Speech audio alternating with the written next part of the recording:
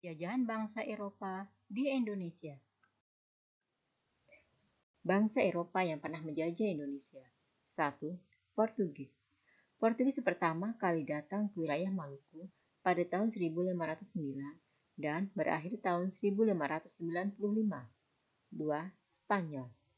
Spanyol menjalin kerjasama memonopoli perdagangan di Kerajaan Tidore pada tahun 1521 dan berakhir di Minahasa pada tahun 1692. 3. Belanda.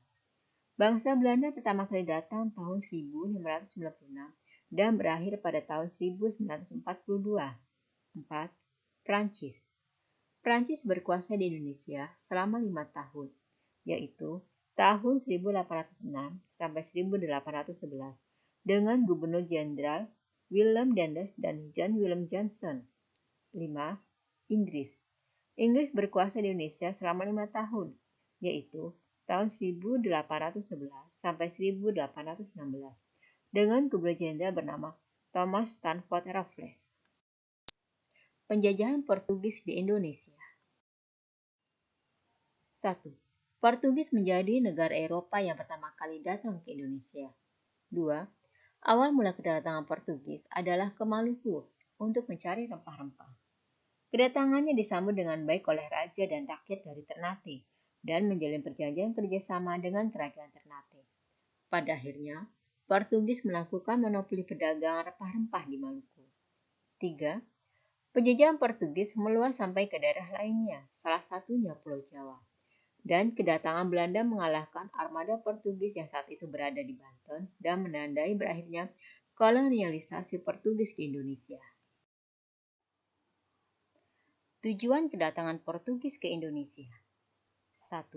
Glory, yaitu tujuan petualangan dengan mencari negara jajahan untuk mengharumkan nama, kejayaan, dan kekuasaan. 2. Gold, tujuan ekonomi dengan mencari keuntungan dan hasil besar dalam perdagangan rempah-rempah, membeli dengan harga murah, dan menjual dengan harga mahal. 3. Gospel, yaitu tujuan agama dengan menyebarkan agama Nasrani. Penjajahan Spanyol di Indonesia. 1. Kedatangan Spanyol ke Indonesia memiliki tujuan mencari kekayaan, daerah jajahan, dan menyebarkan agama Nasrani. 2. Kapal dagang Spanyol tiba di Maluku pada tanggal 8 November 1521. 3. Kedatangan Spanyol di Ternate disambut dengan baik karena Kesultanan Tidore terlibat persaingan ekonomi di bidang perdagangan rempah-rempah dengan kerajaan Ternate. Portugis dan Spanyol sama-sama ingin menguasai dunia. Ketika Portugis bersekutu dengan kerajaan Ternate, Spanyol juga bersekutu dengan kerajaan Tidore. Perselisihan antara Portugis dan Spanyol diselesaikan dengan Perjanjian Saragossa. Perjanjian Saratoga adalah perjanjian antara Spanyol dan Portugis yang ditandatangani pada tanggal 22 April 1529 di kota Saragossa oleh Raja John II dan Kaisar Charles V. Isi perjanjian Saragossa adalah 1. Daerah utara garis Saragossa adalah kekuasaan Portugis. 2. Daerah selatan garis Saratoga adalah kekuasaan Spanyol. 3. Dengan adanya perjanjian tersebut, Spanyol harus kembali ke Filipina dan melepaskan kerajaan Tidore. Penjajahan Belanda di Indonesia. Kedatangan Belanda di Indonesia. Pada tanggal 27 Juni 1596, bangsa Belanda tiba di Banten di bawah pimpinan Cornelis de Houtman. Awalnya kedatangan mereka ke Banten untuk mendapatkan rempah-rempah disambut baik oleh penduduk Banten. Tetapi karena perilaku kasar yang ditunjukkan oleh awak kapal, mereka akhirnya diusir. Pada tanggal 28 November 1598, bangsa Belanda datang untuk yang kedua kalinya di Banten, di bawah pimpinan Jacob van Dyk. Karena sikap hormat dan sopan orang Belanda kepada penduduk, mereka diterima dengan baik oleh penduduk Banten.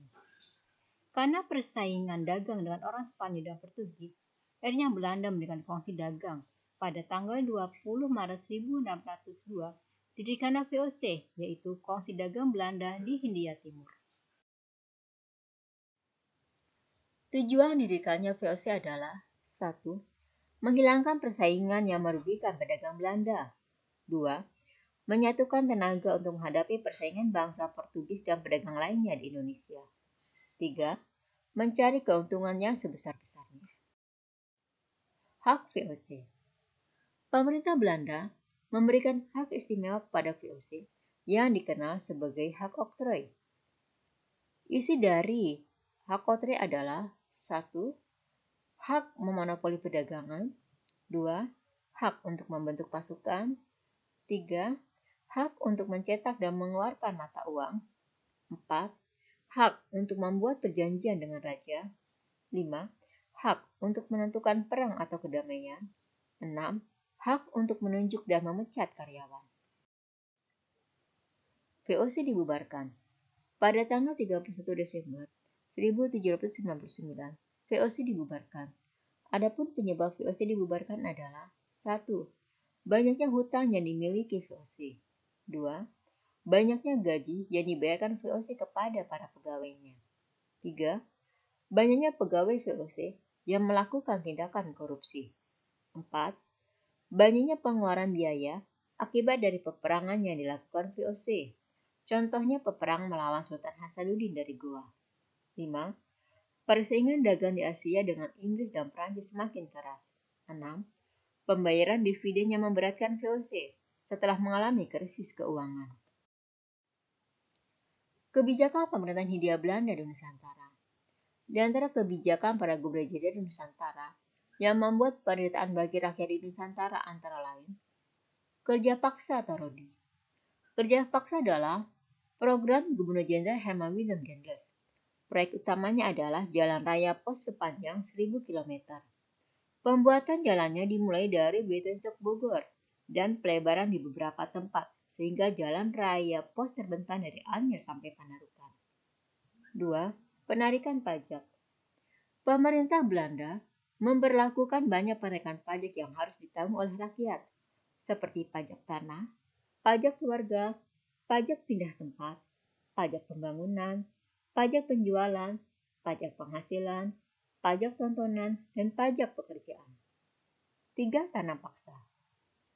Peraturan tanam paksa dikeluarkan oleh Gubernur Jenderal Johannes van den Bosch dan terjadi pada tahun 1830 sampai 1870 yang mewajibkan setiap desa menyisihkan sebagian tanahnya yaitu sebesar 20% untuk ditanami komoditas ekspor, khususnya kopi, tebu, teh, dan nila. Hasil tanaman dijual kepada pemerintah kolonial dengan harga yang sudah ditentukan dan hasil panen diserahkan kepada pemerintah kolonial. Penduduk desa yang tidak memiliki tanah harus bekerja 75 hari dalam setahun pada kebun-kebun milik pemerintah yang menjadi semacam pajak. Akan tetapi, pada pelaksanaannya, peraturan tanam paksa ini tidak dijalankan sesuai dengan yang sudah ditentukan, yang pada akhirnya sangat memberatkan bagi rakyat Indonesia. Penjajahan Prancis di Indonesia. Pada masa-masa krisis VOC, Belanda dikalahkan oleh Prancis dan wilayah kolonialisasinya jatuh ke tangan Prancis. Pada tahun 1808, Raja Louis Napoleon selaku Raja Prancis mengirimkan Marsekal Willem Dendels ke Jakarta yang waktu itu masih bernama Batavia dan dijadikan Gubernur Jenderal di Indonesia. Di bawah kepemimpinannya, Prancis berhasil mengibarkan benderanya di atas perahu dagang VOC yang menandakan Prancis memulai penjajahannya di Indonesia. Pemerintah Dendels yang kejam dan diktator membuatnya mendapatkan berbagai kecaman, hingga akhirnya ia digantikan oleh John William Jensen. Pada 18 September 1811, Jensen menyatakan kekalahannya dengan Inggris. Ia menandatangani perjanjian bahwa seluruh Pulau Jawa diserahkan dan dikuasai oleh Inggris. Perjanjian ini disebut dengan Perjanjian Tuntang. Isi Perjanjian Tuntang. 1. Pemerintah Belanda menyerahkan Indonesia kepada Inggris di Kalkuta, India. 2. Semua tentara Belanda menjadi tawanan perang Inggris. 3. Orang Belanda dapat dipekerjakan dalam pemerintahan Inggris. 4. Hutang Belanda tidak menjadi tanggungan Inggris. Penjajahan Inggris di Indonesia. Kekalahan Prancis di tangan Johnson menjadi awal bagi bangsa Inggris menguasai Pulau Jawa. Di bawah kepemimpinan Stanford Raffles, Indonesia mengalami banyak perubahan. Di antaranya menghapus monopoli dan perbudakan, serta membagi Pulau Jawa menjadi 16 garis sedenan. Namun, akibat konflik yang terjadi di Eropa antara Belanda dan Inggris mempengaruhi pemerintahan Pulau Jawa yang pada saat itu berada di tangan Inggris. Akibat konflik tersebut, terbentuklah perjanjian bahwa Belanda secara resmi kembali menjajah dan menguasai seluruh wilayah Indonesia.